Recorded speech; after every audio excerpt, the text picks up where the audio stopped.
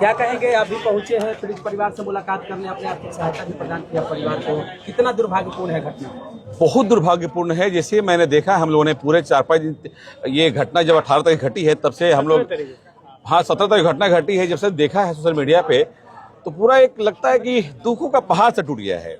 और उस जब से आदमी समझने की कोशिश किया, भरत तिवारी को एक क्रांतिकारी विचार के व्यक्ति जिन्होंने अपना बलिदान कर दिया एक क्रांतिकारी विचार के लिए, समाज सेवा करने के लिए, मैं तो भरत तिवारी को अपना शहीद का दर्जा मैंने मन से दे दिया। नेताओं के आश्वासन से परिवार का पेट चलेगा? अब नेताओं के आश्वासन हो ना हो, हमने तो अपना आश्वासन दिया है। क्या मदद किया? मैंने मैंने आश्वासन के तौर पे इनके परिवार के एक व्यक्ति को नौकरी करने के लिए मैंने बोला है, जब से अब चाहें एक व्यक्ति का अच्छे जॉब में नौकरी दूंगा। अक्टूबर महीना में शाहपुर में उनके नाम से एक फुटबॉल का टूर्नामेंट स्मृति में कराऊंगा। मैंने अनुदान के तौर पे उन्हें कुछ सहायता भी दिया है और बोला भी है कि जब भी आपको मेरी मदद होगी मैं आपके साथ खड़ा हूं। मेरी माता जी से मुलाकात भी हुई। सोशल मीडिया पे आप एक्टिव रहते हैं, आपने उस चीज को फॉलो किया होगा, कैसे डे 1 से वो उस चीज को लाइव कर रहे थे।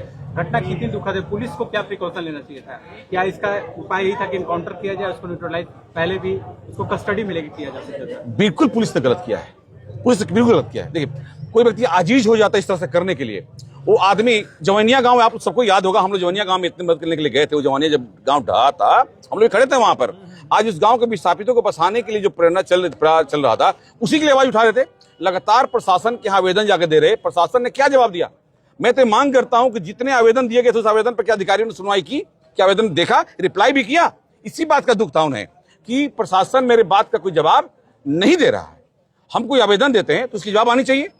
वो विस्थापितों के लिए जो जगह पे है, जहां पे खाई है, उस पे आज अगले महीना में पानी आ जाएगा, 10 फीट भर जाएगा, वहां कैसे लोग रहेंगे? खाना पूर्ति करने से नहीं होगा। इसी आवाज उठाने के लिए बात करते थे, जिसका उन्हें शहीद होना पड़ा। उन्होंने कहा था बात, मैंने जब वीडियो देखा तो उन्होंने बात कहा था कि मेरे जीते जी क्रांति आए ना आए, मरने के बाद क्रांति आएगा।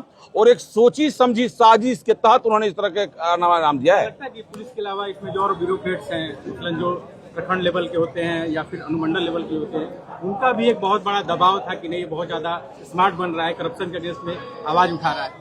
नहीं हो सकता है। देखिए, क्या प्रशासन क्या बातें कर रही है, वो अंदरूनी चीजें हैं, लेकिन हम लोगों ने जो देखा वो पुलिस ने अच्छा नहीं किया।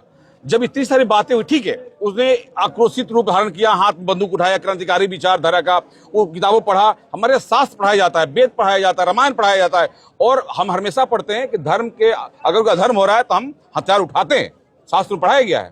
तो उस चीज से उन्होंने प्रेरित होकर के, वेद से प्रेरित होकर उन्होंने हथियार उठाया कि भाई हमारे नई बात सुनिए तो हम शस्त्र उठाएंगे, उठाया।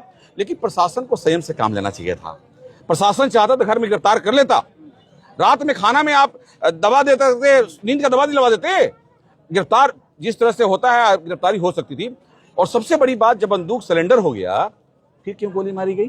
5-5 गोली। इस बात का ही दुख है हमें। अगर गोली मारा तो पहले ही मार देते, जब गोली बंदूक ताना था, बाद में क्यों मारा आपने? ये पूरे देश को इस बात की गहरी चोट है कि नहीं, ऐसा नहीं होनी चाहिए। पुलिस इस तरह संवेदनहीन नहीं हो सकती। तो इस पे ही बातें चल रही हैं और इस पे कार्रवाई होनी चाहिए। एक अंतिम सवाल है कि जुडिशरी के रिटायर्ड जज को मिला है, सिटिंग जज को मिलता तो ज्यादा बेहतर रहता है। रिटायर्ड जज में कैपेबिलिटी है कि वो दूध का दूध पानी का पानी कर सके। अब चूंकि सरकार ने देखा होगा, सरकार किसी काबिल अपना कमेटी गठन करती है, वो तो सरकार का विषय है। लेकिन हम लोग चूंकि इंसाफ चाहते हैं और जो व्यक्ति भी इस तरह से घिनौना हरकत किया है उसको सजा मिलनी चाहिए, ये हमारी बिल्कुल मांग है। और मेरा एक चीज और है, देखिए, शहीद भगत सिंह, 2 आदमी का मैं नाम लूंगा।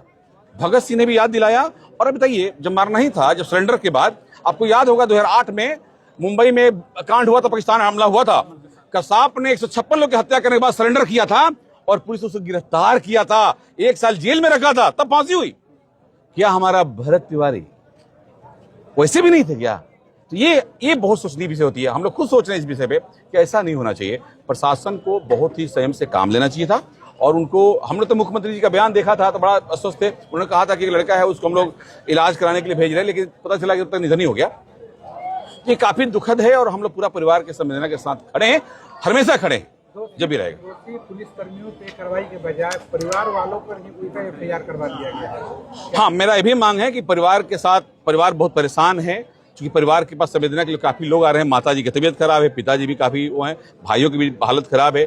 अभी उसको छोड़ा जाए, कम से कम परिवार को। सबसे माँ का डिमांड है कि मैं काम क्रिया नहीं करूंगी जब तक फांसी नहीं होगा। मैंने समझाया, माता जी बहुत दुखी थी, मैंने समझाया उन्हें कि नहीं, ऐसा नहीं है, क्योंकि एक दाह संस्कार चीजें आत्मा की शांति के लिए होनी चाहिए। ये स्वर्ग लोक की बात होती है, ये हमें, ये मृत्यु लोक है, यहाँ पे करवाइए आगे होंगे और जनता साथ में है। देश में जिसके लिए भरत तिवारी जी ने आवाज उठाया था वो आज बात हो रहा है। उन्होंने कहा था कि मेरे जीते जी कोई सुने न सुने, मरने के बाद सुनेगा। ये आत्मा को चुभ सा गया है। हम लोग संवेदना में खड़ा है यहाँ पर उनके साथ।